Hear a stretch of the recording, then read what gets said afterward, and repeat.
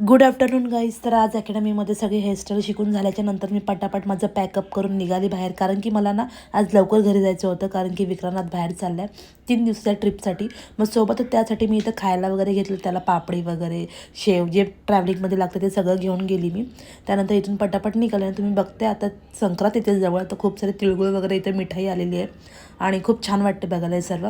पटापट घेतलं सगळं, ट्रेनमध्ये जाऊन पहिल्यांदा बसली, ट्रेन पकडली, पनवेल लागलीच होती आणि खूप सारा मला घाम आला होता. त्यानंतर नेरूळला उतरली आणि इथे मी विक्रांतचा वेट करत होते. तेवढ्यात तो आला, मग त्याला भेटली, कारण की त्याची ट्रेन होती दुपारी 3:30 वाजता आणि इथं 2 वाजले होते. मग त्याने इथं 2ची ट्रेन पकडली, त्याला बाय बाय केलं आणि मग त्याला बोलली भेटू लवकरच. त्यानंतरला मी आता विचार केला, माझी ट्रेन थोडी लेट होती, मग थोडा वेट केला.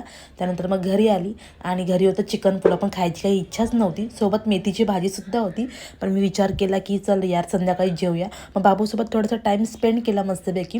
हा बंकू आणि तो टिंकू आहे. तुम्हाला कोण आवडला कमेंटमध्ये नक्की सांगा. आराम नाही करतेस तेवढ्यात मला कॉल आला की आत्ताच आपली मेकअपची ऑर्डर आहे, पटकन यायला लागेल.